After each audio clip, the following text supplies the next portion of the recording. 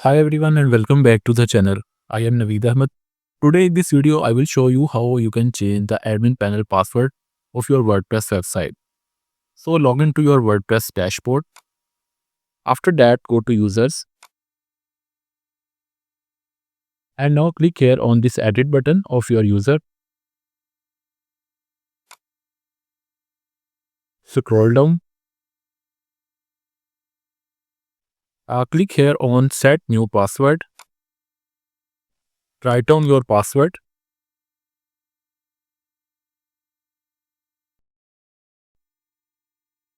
Click here to confirm the use of fake password. After that update your profile. Now log out from your admin panel and write down the login detail.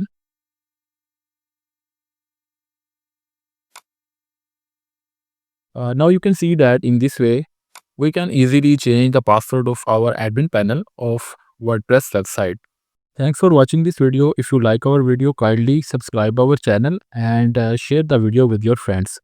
See you in the next video.